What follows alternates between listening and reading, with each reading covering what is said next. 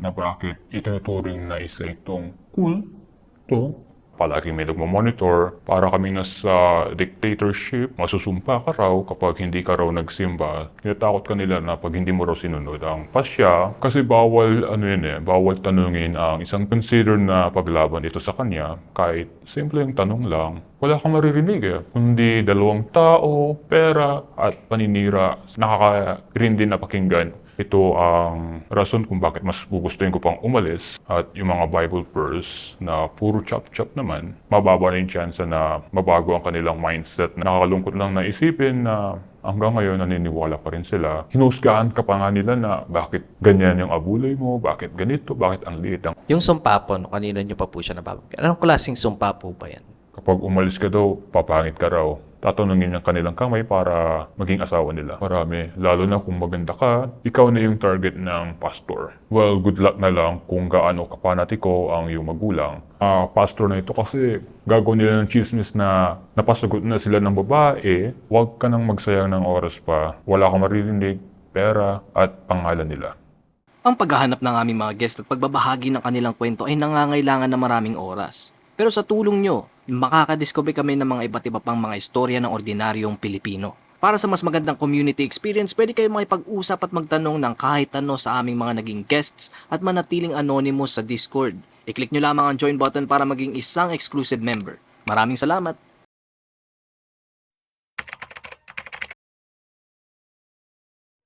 Good afternoon, ako si Jiang Xipaw, isang dating member ng religious group na ito na kilala sa Pilipinas.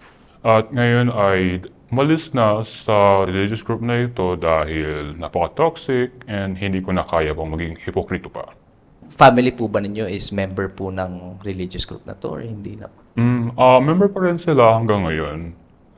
Yung mother ko is convert siya, and then yung father ko is binyag sa loob ng religious group na ito.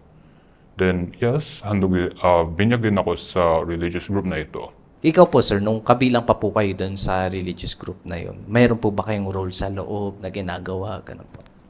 Yes. Mayroon akong roles sa loob ng religious group na ito. And hindi ko na babanggitin pa, for safety reason na rin ito. So ito po sir, no, wag na po tayong paligoy-ligoy pa, hindi ko na po kayo pipigilan. Ano po ba yung mga naranasan nyo dun sa loob na nag-udyok sa inyo na umalis na po? Na-mention nyo po napaka-toxic. Ano po ba yung mga ito? Well, meron kaming tinatawag na ulatan. Ito ay kapag umabsent ng member ay pupuntahan sila ng isang tao. Pupuntahan ng member para tanungin kung bakit hindi sila nakasimba, bakit hindi sila nagsimba sa ibang simbahan, and so on. Maliban sa aking nabanggit, meron ding tinatawag na form na maliit na papel. Ito ay tinatawag na certificate na katunayan ikaw ay sumamba sa ibang simbahan. And then, ibibigay ito sa katiwala. Then, ang puro grupo naman ay ibibigay sa isang opisina, at ang opisina ay mag-uulatan at ipapadala sa distrito at ipapadala naman sa headquarters ng kanilang mothership. Ano pong nararamdaman nyo na parang ganun po yung galawan nila na, alam niyo po yung bantay sarado po kayo? Well, for me, I experienced na parang may nakabantay na 24/7 na hindi ko na makita, and I felt uncomfortable when I felt that.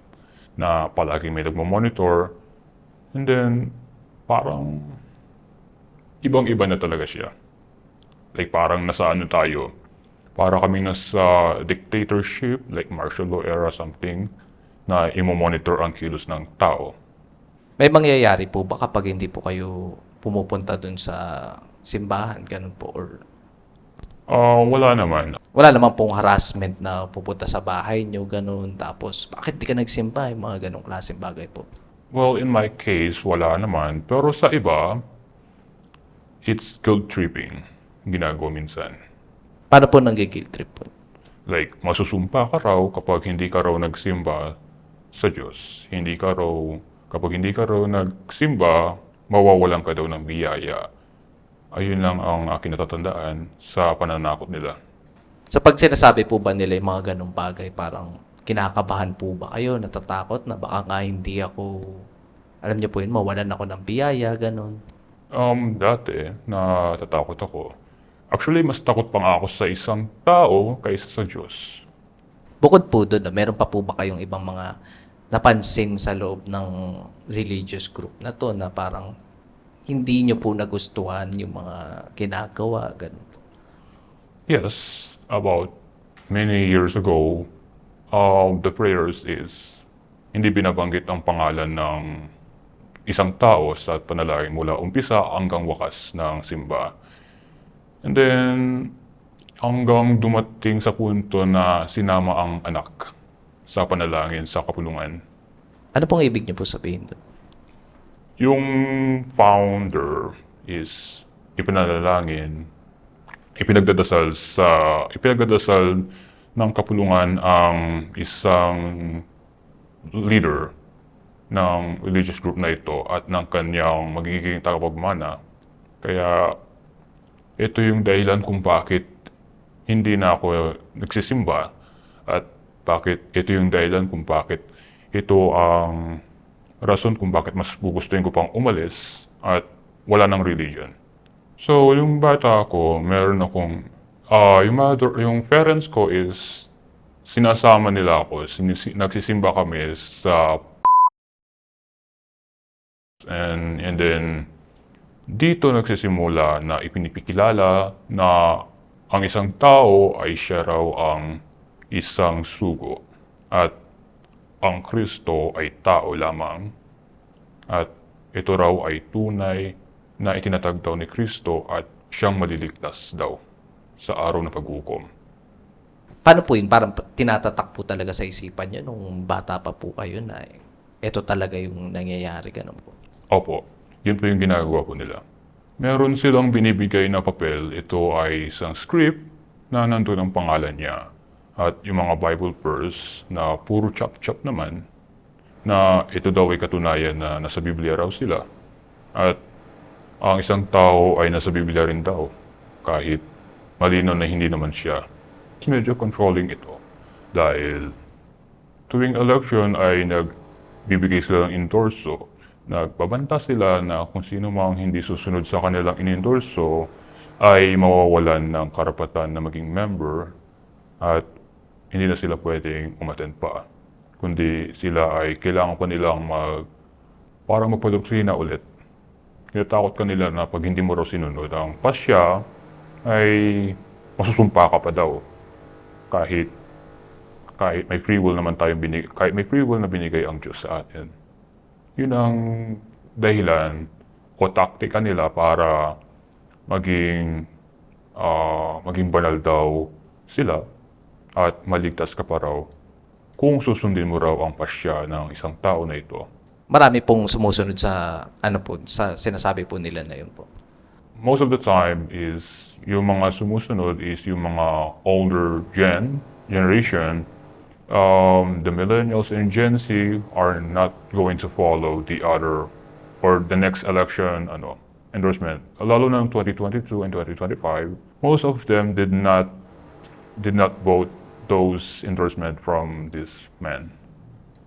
Kasi yung mga millennial and Gen Z is obviously na hindi naman nila sasabihin na kung sino ang binoto nila kasi bawal yun sabihin. Kasi may nagmo-monitor na isang member kung sino ang sumunod o hindi. Pero hindi nila pwedeng malaman yun kung sino ang binoto mo.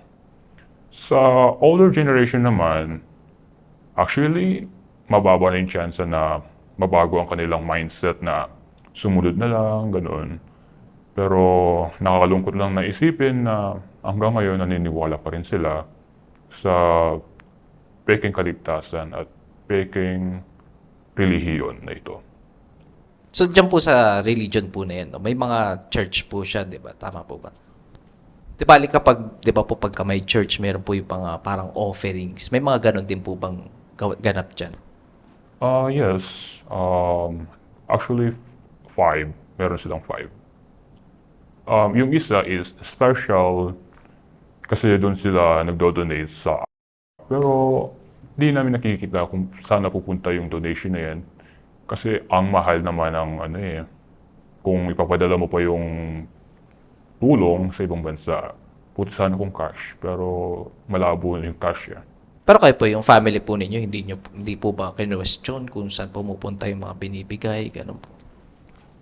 Well, yung father ko is minsan na rin nagtanong kung saan ba talaga napupunta ang abuluyan, saan ba napupunta ang kanilang pinaghirapang pera, at bakit ganun ang taong ito na anyway siya ay hari na hindi na nanalangin tapos feeling siya lang may-ari ng mundo. And then kasi bawal bawal tanungin ang isang tao, consider na paglaban ito sa kanya, kahit simpleng tanong lang, paglaban na daw sa kanya ito. Bawal na bawal siya kahit simpleng bagay lang, yung relief goods, tama ba to? Bakit puro kanya na lang? Bakit wala bang iba? And then yung about sa pondo ng pagpipintura ng simbahan, bawal din tanungin.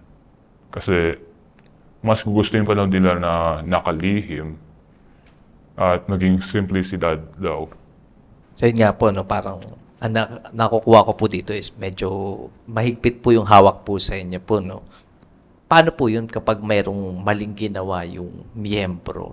Well, depende sa kaso to. Ang premarital is automatic na mawawalan ka, tatanggalin ka sa pagiging member kasi bawal daw pag-question sa mamahala. Depende kung gaano questionable ang tanong mo sa kanya. Kung simple o mas malala, then marami pa eh. So, this religious group has favorite enemy. It's the Catholic Church. And then palagi nilang pinupunan na ang mga Katoliko ay sumasamba raw sa demonyo, sumasamba raw sa mga rebulto.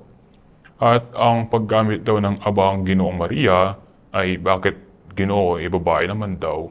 Pero ang Ginoo, historically, ang Ginoo kasi is iba ang term noong unang panahon. Ito'y parang respeto, parang nobility noong unang panahon. And then about sa mga statues, yun nga, bakit daw dinadasalan, bakit daw pinapasalamatan, bakit ganun, etc. So, ayun. And then, pinupuna din nila yung mga simba ng Katolika. Lalo na yung misa ng Santo Papa. Bakit po may ganong klaseng teachings po sila na talagang kinikriticize po yung ibang relihiyon? Well, gusto kasi nilang malaman, gusto kasi nilang gawin na sila lang ang tama, sila ang tunay na tinatag ng Kristo. Pero ang daming flaws na ginagawa dito. And then, hindi nila sinusunod yung sa Bible verse na love your enemy. Instead, kill your enemy. Yun ang ginagawa nila. Binabanggit nga nila sa pagsimba nga nila na sa Catholic, minsan sa ibang Protestante. Pero madalas ang mga Katoliko ang pinupunan nila. Ano po ba yung pinagkaiba nitong grupo na to sa Catholics po? Well, for my experience, because I attended a Catholic Mass before, the first I observe is the sermon of the priest. Ang pari ay nakafocus sa Diyos at hindi sa pera, hindi sa anumang bagay, kundi sa Diyos. Good vibes. And then, minsan, meron silang parang tuwing patapos ng misa, palagi nila sinasabi na, peace be with you. Yun ang nagustuhan ko. And then, minsan, lalo na ito talaga yung nagmulat sa akin na binanggit nila yung project nila at utang. At yun, meron silang nakapaskil ng halaga na ginastos ng simbahan. At yun ang tinatawag na transparency. Samantalang dito sa religious group na ito, wala kang maririnig kundi dalawang tao, pera, at paninira sa ibang religion. Yun lang yung nakaka-irindi na pakinggan at paulit-ulit pa nga minsan yung kanilang turo. Isa po ba yun sa reason kung bakit po kayo talagang umalis na doon? Well, hindi. Noon kasi, hindi talaga ako umaattend ng simbahan kasi may takot ako na masumpa ako kapag pumasok ako sa simbahan. Umattend ako ng misa after kong umalis dito sa religious group na ito. Yun ang pinakauna ko napansin eh. Like, yung mga awit, yung turo ng pare, at pagiging transparency nila. Ano po yung nararamdaman nyo na yun yung laging bukang bibig nila? Yung pera, yung tao, ganun po. Well, of course, ang bigat sa pakiramdam, lalo na guilt tripping ang ginagawa nila kasi may pananakot sila na Ananias at Sapphira ata yun na about sa pagbenta ng lupa at nasumpa ng mga apostoles. So, yun ang ginagamit nilang panakot, lalo na yung babaeng balo na nag-abuloy ng sentimo. Pero napansin ko na simula nung bata pa ako hanggang tumanda na ako, puro pera-pera ang naririnig ko. Tapos recently nagkaroon na ng pagbanggit sa 2 taon na to sa pagdasal. Noong nagsimba naman po kayo dito sa Catholic Church, ano po yung difference nung naramdaman nyo sa grupo na to kung ikukumpara po sa Catholic? So, na-observe ko na maraming nagsisimba. Maraming, anong tawag doon, yung mga may dalang basket na mga nakabelo siya. And then, pwede kang hindi magbigay kahit ano. Minsan, may umaalis, pero walang nakaharang. Pero dito sa dati kong religion, may nakabantay at may supot na parang hinusgaan ka pa nga nila na bakit ganyan yung abuloy mo, bakit ganito, bakit ang liit ang halaga, dapat malaki. Kasi ang paniniwala nila kapag malaki ang binigay, malaki ang biyaya na ibabalik sa'yo ng Diyos.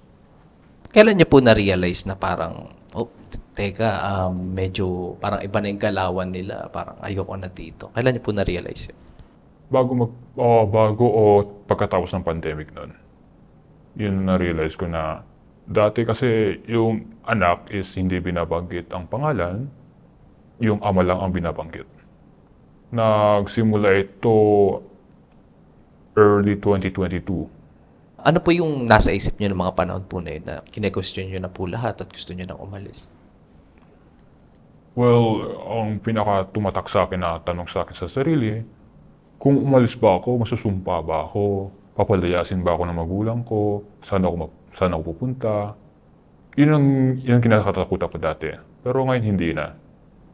Ngayon po yung relationship po ba ninyo sa family ninyo, okay naman pa? Wala namang naapektuhan? Wala naman. Actually, okay naman kami ng parents ko eh. Hindi kami nagkaroon ng hilwaan nung umalis ako sa religious group na ito. And then, minsan nga nagbabanding pa nga kami ng mga kamag-anak namin. Kahit alam nila na umalis ako sa religious group na ito. Ngayon pong hindi na po kayo miyembro. Looking back po, kung iisipin niyo po, ngayon po ba naniniwala pa rin po ba kayo sa sinasabi nila na masusumpa ka, ganito, kaya yung teachings nung kung sino man yung tao po na nababanggit po ninyo? Hindi ako naniniwala sa ganun. Kasi kung talagang nasumpa kami, bakit hindi kami naghihirap? Bakit hanggang ngayon nasa bahay pa rin kami, ba't hindi pa kami pinapalayas? At bakit may trabaho pa rin ang mga magulang ko? So, hindi totoo yung may sumpa. Pero ito po, matanong ko lang, bakit po parang medyo big deal po yung name-mention na yung anak po? Kasi nababanggit niyo po yun kanina. Bakit po siya parang big deal po? For me, hindi namang ganyan dati ang pagdadasal nila noon. Lalo na nung bata ako. Lalo na nung nabutan ko pa yung dating leader ngayon, bago na mayapa. Walang ganun na binabanggit. Nauso lang yan nung malapit nang mamatay yung dating leader na yun. Then, sinunod naman ng kanyang anak. At ang anak ay sinunod naman ng kanyang anak sa panalangin. Yung sumpa po, kanina nyo pa po siya nababanggit. Anong klaseng sumpa po ba yan? Meron nga eh. Kapag umalis ka daw, papangit ka raw. Babagsak ka daw. Yun lang. Pero napaka-ridikulo ang kanilang paniniwala. Isang kalokohan lamang yun. Pero tingin niyo po, bakit po maraming naniniwala po sa teachings ng religious group po na to? Sa aking palagay. Kasi ang older generation na mga sa kanila sa kanilang magulang. At ang older generation ay ipinamana naman sa Millennial and Gen Z.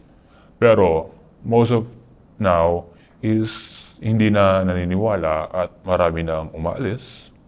Mas prefer pa nilang na umalis na lang kaysa mag-away na lang sila ng magulang nila. May naging psychological or physical effect po ba sa inyo yung buong stay niyo po sa religious group na to? Well, marami. Yung mga dati kong kaibigan, nakipag-cut ties agad. Then, bigla nila akong nag-ghost na parang hindi nila kilala ng matagal. Para paging member po ba, may binabayaran kayo dyan or wala naman? Donation lang, ganun. Wala naman. Wala kami binabayaran. Maski ang mga hindi pinanganak sa religious group na ito is walang binabayaran kahit ano. Pero may kapalit ata yan eh. Ang natatandaan ko, meron silang ginagamit na tactic para magkaroon o maparami yung member is kailangan manlibre at magbigay ng kahit ano-ano na para umanib lang sa religious group na ito. Minsan magbibigay pa ang member ng pera sa kanilang inaakay para may pang-abuli sila tuwing nagsisimba sila. Sa kasa po ninyo, wala namang pumikil sa inyo na umalis. Wala namang pumigil sa akin. Nagsulat lang ako na ayoko na sa pagiging member. Yun lang. Kahit yung parents po ninyo, hindi po kayo pinigilan po. Yung parents ko sinusubukan nila ako i-convince na wag akong alis kasi ito daw ay tunay at ito daw ang tanging ipapamana nila sa akin, ang pagiging member sa religious group na ito hanggang dumating daw ang Kristo. Pero ako na yung nag-defy sa family na ayoko na talaga maging member pa. Kasi bakit mas mataas pa ang antas ng isang tao kaysa kay Kristo? May mga naranasan po ba kayong threats or anything, ganun, or wala naman po? Wala naman. Wala naman ako naranasang threats and harassment from the members. Matanong ko lang po, nung nandun pa rin po kayo sa loob ng grupo po na to, masasabi niyo po bang masaya yung buhay, maganda, ganun, or similar lang sa ngayon na hindi po kayo kasali? Ang pinakamasaya sa group na ito is bantay. Pero pag magsisimba, ang bigat ng pakiramdam. Ano po yung masasabi niyong hardest part sa buong journey niyo po na to? Ang ituturing kong sumpa ay ang pagiging binyag sa loob ng religious group na ito. Kasi kapag binyag ka, alam mo na yung galawan, alam mo na yung lahat. And then, simula bata hanggang pagtanda, alam mo na kung ano yung tumatatak sa isipan mo na itinatatak nila. Ang pinakamasakit ay ang pagiging bulag pa rin ng iba.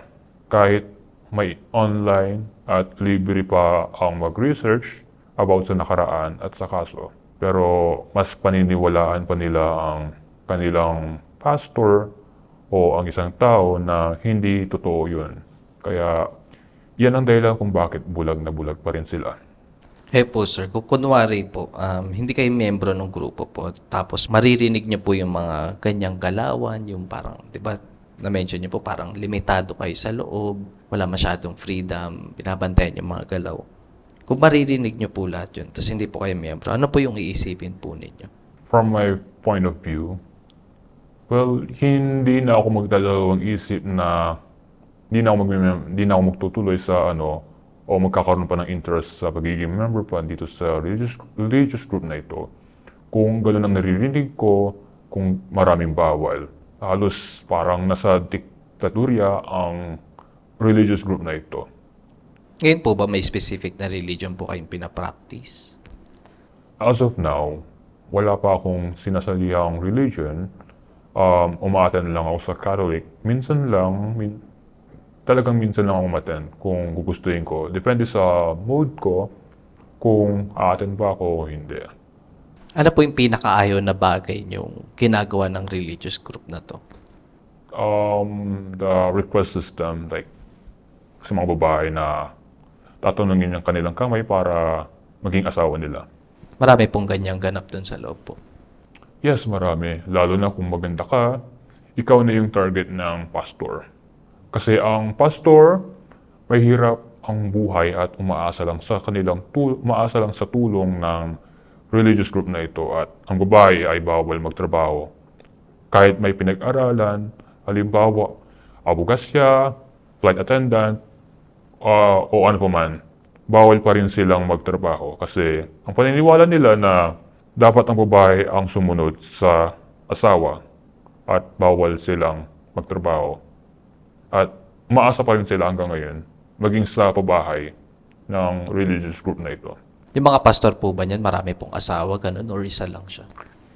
Isa lang, pero minsan, depende kasi sa lugar to eh. Depende rin sa pastor kung mag-cheat ba siya sa kanyang asawa. At depende kung gaano ka-tolerate ang mga members. Di bali, ano po, no, clarify lang po natin. Ang pagkakaintindi ko po kasi is, kapag merong babae na maganda, na nakita yung pastor o kung sino pong mga higher up, parang kiniklaim na po nila yung babae na yun na siya'y magiging asawa ko. Tama po ba? Ganun po ba? Tama. Kung ikaw ang target ng pastor, well, good luck na lang kung gaano kapanatiko ang iyong magulang.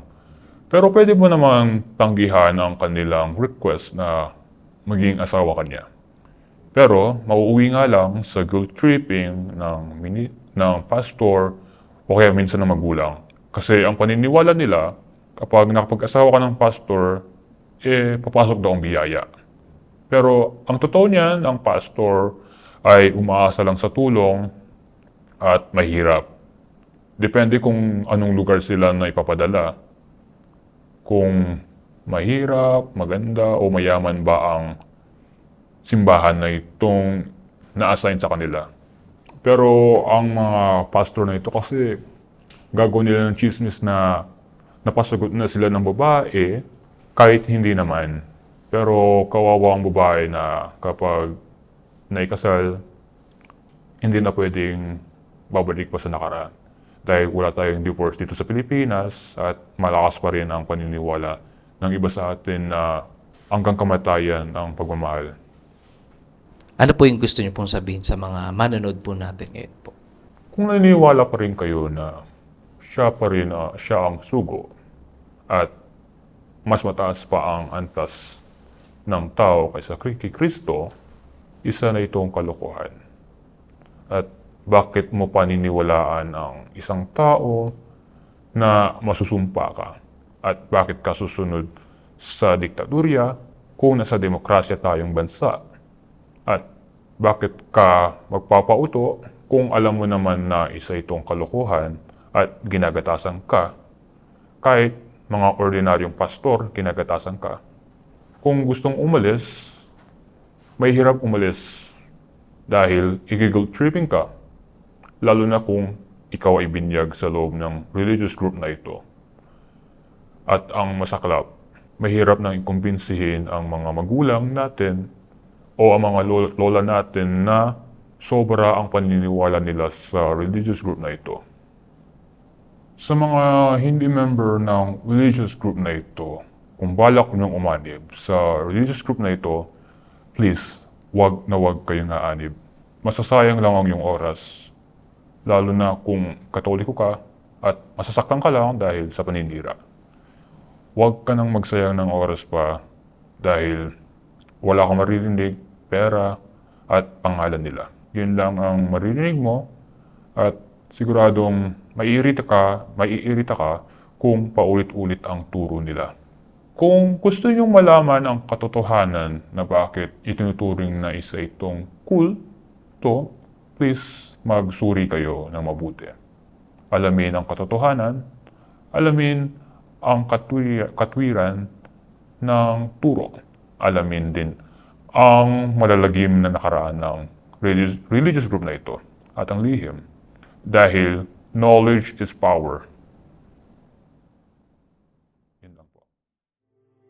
Kung gusto nyo manood ng mga dokumentaryo galing sa mga interviews namin, huwag nyong kakalimutang i-check ang isa pa naming YouTube channel, Off the Record Beyond Borders. I-click nyo lang ang link sa description. Maraming salamat!